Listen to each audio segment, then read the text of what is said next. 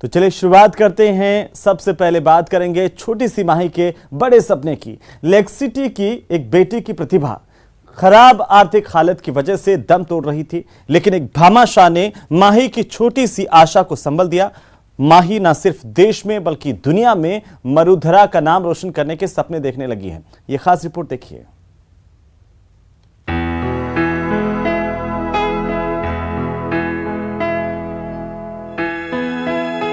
माही के सपने को लगे पंख। तो बहुत सारे लोग होते हैं जो मतलब नाम नहीं लेकर भी मदद कर देते हैं, तो जिन्होंने भी मेरी मदद करी है वो हमेशा मतलब ज़रूरतमंदों की ऐसी मदद करते रहें। और मैं मतलब ऐसा विश्वास दिला रही हूँ कि मेरी मदद करी है तो मैं ज़रूर आगे कुछ करके बताऊंगी उनको और मतलब उनका नाम रोशन करूँगी। माही पिछले लगातार 3 साल से पावर लिफ्टिंग में लेक सिटी का नाम रोशन कर रही हैं। लेकिन गोल्ड मेडलिस्ट माही चौहान के परिवार की खराब आर्थिक स्थिति के चलते वो अपनी प्रतिभा के साथ न्याय नहीं कर पा रही थी। हालांकि माही के सपने को अब पंख लगेंगे, क्योंकि माही के पिता और शिक्षक की मेहनत रंग लाई है। माही को उसकी ट्रेनिंग में मदद पहुंचाने वाला एक मददगार मिला है। पैसों की और इन सब चीज़ों की बहुत कमी थी, इक्विपमेंट की भी कमी थी। लोहे के वेट पे प्रैक्टिस करनी पड़ती, तो रबड़ का वेट था, उसके लिए पैसों की ज़रूरत थी।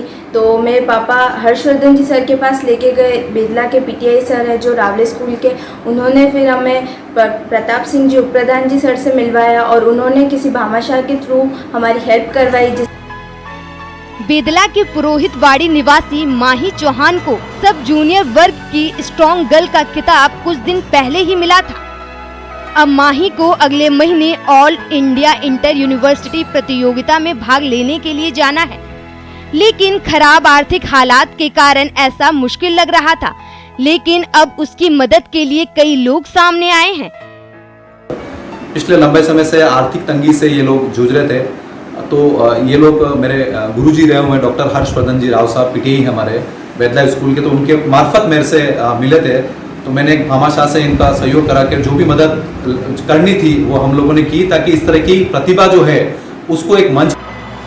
माही की वेट लिफ्टिंग करियर के लिए उसके पिता ने भी सब कुछ दांव पर लगा दिया है। कभी खुद पावर लिफ्टिंग से जुड़े रहे पिता को जब अपनी बेटी में प्रतिभा दिखी तो वो इसे तराशने लगे। अब पिता रंजीत सिंह को भी भरोसा है कि उनकी मेहनत रंग लाएगी।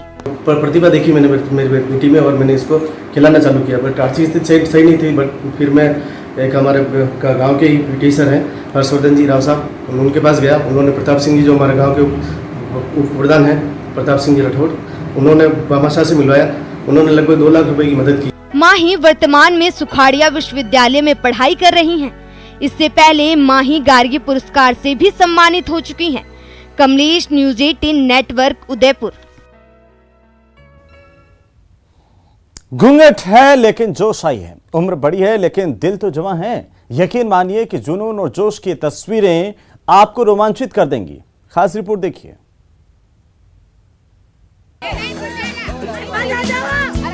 पकड़ो पकड़ो पकड़ो, जाए तो वापिस आने ना पाए।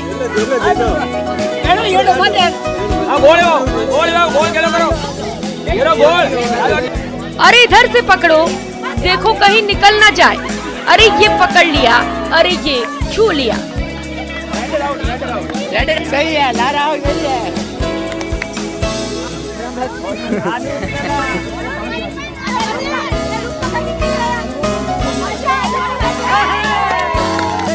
न उम्र की सीमा है, न रिश्ते का बंधन है। घूंघट भी संभालेंगे लेकिन तुम्हें तो पछाड़ डालेंगे। दिल में अरमान भी पल रहे हैं, जोश अभी भी हाई है।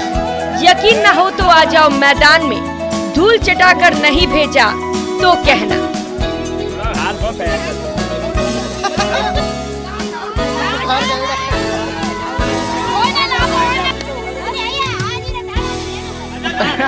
महिलाओं की रेस की खासियत ये रही कि इसमें रिश्तों की बंधन टूट गए।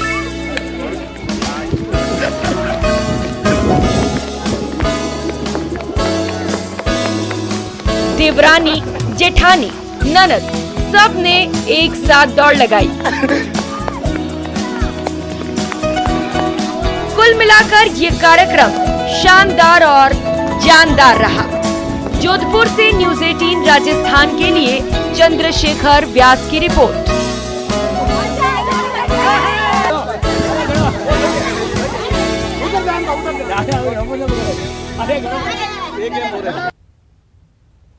और अब बात सूर्य नगरी की। जी हां, सूर्य नगरी एक बार फिर से धीरे धीरे सैलानियों से गुलजार होने लगी है। 2 साल तक जिस टूरिज्म इंडस्ट्री को कोरोना की बुरी नजर लगी थी, वो टूरिज्म इंडस्ट्री एक बार फिर से पर्यटकों के आने से परवान चढ़ने लगी है।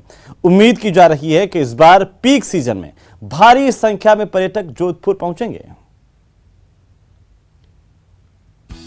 जोधपुर में पधारे पावने,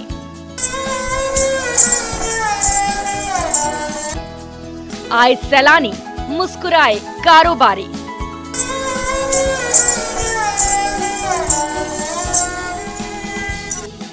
दो साल का अंतराल, अब फिर से गुलजार।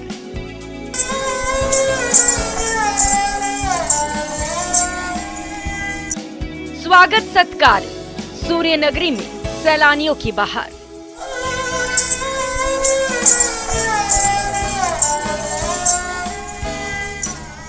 सैलानियों के स्वागत सत्कार में संगीत का हर साज बस यही कह रहा है, पावनो पधारो म्हारे देश। कोरोना काल के 2 साल बाद विदेशी सैलानी जोधपुर आए हैं तो टूरिज्म से जुड़े कारोबारियों के चेहरे भी मुस्कुराए हैं। 26 सैलानियों का ये ग्रुप पिछले 2 साल से भारत आने का बेसब्री से इंतजार कर रहा था। जैसे ही बंदिशें हटी, चिली के इस ग्रुप ने भारत की फ्लाइट पकड़ ली और चले आए अपने सबसे पसंदीदा जगह का दीदार करने। इस ग्रुप में 22 महिलाएं और 4 पुरुष शामिल हैं। सूर्य नगरी में सैलानियों के स्वागत सत्कार में लगे स्थानीय टूर ऑपरेटर और टूर गाइड उम्मीद कर रहे हैं कि अब ये सिलसिला रुकेगा नहीं। अभी जब स्थितियाँ नॉर्मल हो रही है तो ये भारत में सबसे बड़ा ग्रुप आया है, जिसके साथ मैं चल रहा हूँ दिल्ली से लेके लास्ट उदयपुर और वापस दिल्ली तक, तब से लेके ये चल रहे हैं। तो होपफुली अब स्थितियाँ नॉर्मल हो रही है तो टूरिज्म वापस रिवाइव करेगा। मेहमान विदेशी जरूर हैं, लेकिन देसी रंग में रंगे हैं। पुरुष पावनों के सिर पर राजस्थानी पगड़ी है तो महिला पावनों के गले में रंगीन दुपट्टे हैं। सूर्य नगरी की खूबसूरती को मोबाइल में कैद करने लगे हैं। ये ग्रुप लैटिन अमेरिका के एक मशहूर इंटीरियर डिजाइनर फ्रांसिस्को सिल्वा के साथ जोधपुर की खूबसूरती का दीदार कर रहा है। फ्रांसिस्को 7 साल से भारत में पर्यटन को बढ़ावा दे रहे हैं और स्पेनिश भाषा भारत की संस्कृति पर एक बुक भी लॉन्च कर चुके हैं।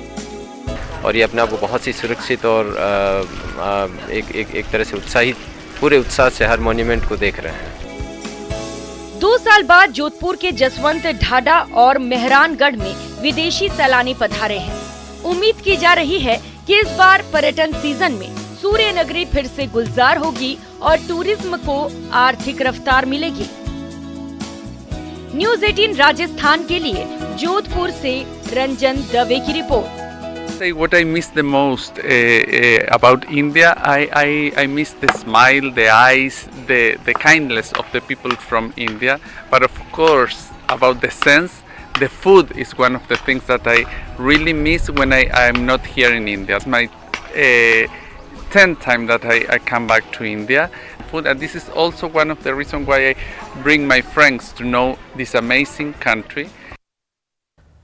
कहते हैं कि भगवान को वही भोग पसंद है जो भक्त उन्हें प्रेम से लगा दे। लेकिन आज हम आपको बाड़मेर के एक ऐसे मंदिर की कहानी दिखाने जा रहे हैं जहां पर भगवान को भोग में सिर्फ चने चढ़ाए जाते हैं। यह खास रिपोर्ट देखिए।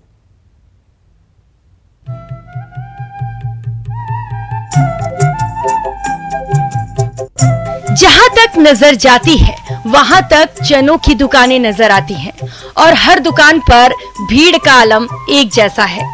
इन दुकानों को देखकर ये मत सोचिएगा कि ये चने इंसानों के लिए भुने जा रहे हैं। दरअसल ये तो भगवान को भोग लगाने के लिए तैयार किए जा रहे हैं। जी हाँ, बाड़मेर के तिलवाड़ा स्थित राव मल्लीनाथ मंदिर में भगवान को भोग में सिर्फ चने चढ़ाए जाते हैं। साहब कहीं हनुमान जी मंदिर में जाएं तो तेल चढ़ेंगे तो वो अपनी बात ही है साहब, वो तो चढ़ेंगे। कितना बदलाव देखने को मिला? अभी तो बदलाव तो पहले ज़्यादा था, अभी थोड़ा कम हो गया बदलाव। अब बदलाव कम हो गया क्योंकि लोगों के पास पहले बड़े बड़े शहर नहीं थी, अभी शहर भी बड़े हो गए। लोगों को कोई चीज़ चाहिए तो वो उधर मिल जाती है। अभी तो कोई कि भाई देखने के जैसा कोई आदमी का प्रैक्टिस है कि भाई मेरे को देखना ही है, मेरे कैसे भी है कि तो भी चलना ही है, तो वो जाता है इधर से। सने सबसे बड़ा स्टेशन है। आप खा के टेस्ट देखो, मंत्री जी ले रहे थे, अभी मैं पास में उधर खड़ा था मंत्री जी की गाड़ी में, मंत्री जी की गाड़ी में कोई बैठा था ड्राइवर, तो वो 2 किलो लेके आया। मैं यार मंत्री जी के पास में सुनो की क्या कमी है कि नहीं, इसका टेस्ट ही अलग है साहब। राम मल्लीनाथ मंदिर में चने चढ़ाए जाने की वजह से यहाँ चनों की खूब बिक्री होती है। यहाँ के दुकानदारों का कहना है कि यहाँ आने वाला हर भक्त 1 से 5 किलो तक चने जरूर खरीदता है। मल्लीनाथ जी की प्रसादी है सर, यहाँ पे जो मानते हैं, मतलब मल्लीनाथ जी की प्रसादी मानते हैं इस चीज़ को, और मल्लीनाथ जी का प्रसाद है, प्रसादी रूप में लोग ले जाए, हर घर में ले जाए। बोला तो 1-1 किलो ज़्यादा नहीं, 1-1 किलो भी ले जाए, कोई ज़्यादा नहीं है। लोग 5-5 किलो भी ले जाते हैं, कोई तकलीफ ज़्यादा, मतलब 12 महीने खाते हैं इस चीज़ को। एक दुकान में 24-25 टन बिक जाता है ये, हाँ, मतलब 24-25 हज़ार किलो ऐसे। इस बार सबसे भी अच्छा माहौल है। ये साल 2 साल कोरोना की वजह से बंद था ना, उसकी वजह से बहुत भी अच्छा चल रहा है इस साल। मतलब आधे पके हुए आते हैं, आधे कच्चे भी आते हैं, मतलब पूरा तो यहाँ सेक नहीं पाते हैं। राम मल्लीनाथ मंदिर में चना चढ़ाने की परंपरा सालों पुरानी है और इस मंदिर के प्रति लोगों की आस्था कितनी है, इसका अंदाजा इसी से लगा सकते हैं कि तिलवाड़ा पशु मेले की शुरुआत भी इस मंदिर में आरती के साथ ही होती है। प्रेमदान, न्यूज़ 18 राजस्थान, बाड़मेर। और खबर तो खास में अब हम आपको लेकर के चलते हैं जयपुर के एक जैन मंदिर में, जहां पर तलघर से 1000 साल पुरानी दुर्लभ प्रतिमाएं निकाली जाती हैं बाहर। अभिषेक किया जाता है। शांति धारा का यहां पर इस मौके पर आयोजन किया गया। ये खास रिपोर्ट देखिए। 1000 साल पुरानी मूर्तियां, महिमा अपरंपार। दर्शन भर से बन जाते हैं बिगड़े काम। प्राचीन मूर्तियों का रहस्यमय संसार। नाज में एक धान, इतनी बड़ी प्रतिमा, अब इतनी छोटी प्रतिमा में आपको छोटी सी आँख, नाक, कान, कर्ण सब कुछ दिखते हैं, जो वर्तमान की कोई भी कारीगर इसको बना नहीं सकते। जी हाँ, मौका मिला है, दर्शन कर लीजिए। मौका मिला है, पुण्य कमा लीजिए। बार बार ऐसा मौका नहीं मिलता, क्योंकि कभी कभी ही जयपुर के आमेर स्थित नेमिनाथ सावला जैन मंदिर से दिव्य प्रतिमाओं को तलघर से बाहर निकाला जाता है। दिव्य है, चमत्कारी है, बेशकीमती है। करीबन 1000 वर्षों से ज्यादा पुरानी मूर्तियां हैं और ये कलात्मक मूर्तियां हैं जिनकी कीमत यानी रुपयों में आंकी नहीं जा सकती। जिस तरह पुरानी कलात्मक मूर्तियों का लोग बाग उसकी वैल्यू ज़्यादा होती है, तो इसलिए इनका सुरक्षित रखने के लिए इनको तलघर में रखी जाती है कि ये चीज़ें छोटी है दिखने में, लेकिन इनका मूल्य कोई निर्धारण नहीं कर सकता। यहाँ पर आदिनाथ, पार्श्वनाथ, नेमिनाथ इत्यादि भगवान और अनेकों अनेक यंत्र भी यहाँ पर है। सिद्ध यंत्र, नंदरवर्ती यंत्र, गंधर्वलय यंत्र, विनायक यंत्र, और ये सारे यंत्र आज के नहीं अपितु जब से ये मंदिर है तब से ये सारे यंत्र यहाँ पर विराजमान है। यहाँ की प्रतिमाओं में अलग अलग आकृति हमको देखने को मिलती है। बहुत सारी आकृतियाँ ऐसी हैं जो अभी विकृत हैं। अभी वर्तमान में हम जब भी प्रतिमा बनवाते हैं तो हमको ऐसी आकृति देखने को नहीं मिलती।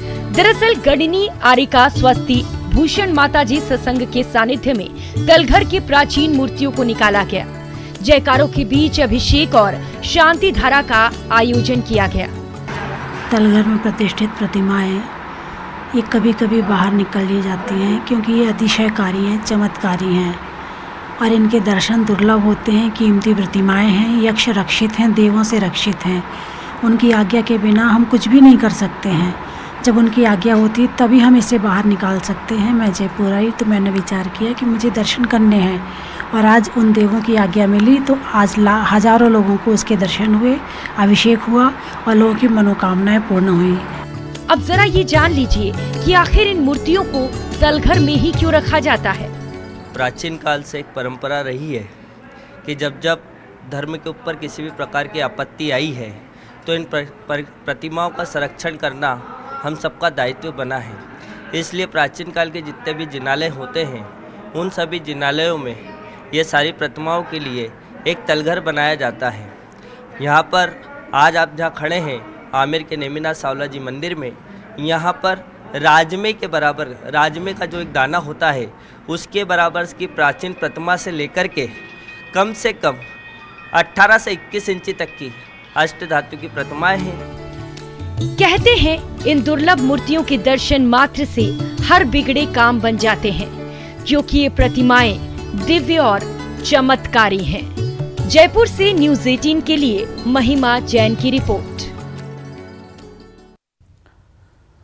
तो वहीं अपने पूर्वजों को याद करने के कई तरीके होते हैं, अपने अपने हिसाब से लोग याद करते हैं, लेकिन बाड़मेर के दो भाइयों ने अपने पिता की 60वीं जयंती के मौके पर अपने गांव और आसपास के करीब 250 लोगों को बाड़मेर से हरिद्वार की यात्रा पर भेज दिया। देखिए इन दो बेटों की अपने पिता को खास अंदाज की श्रद्धांजलि इस खास रिपोर्ट में। जो हमारे ग्राम पंचायत जूना पतरास के अड़ोस पड़ोस की पंचायतों भी साथ में है और हरिद्वार भी तीर्थ करा के। बाड़मेर से ऋषिकेश के लिए इस ट्रेन की रवानगी बेहद खास रही।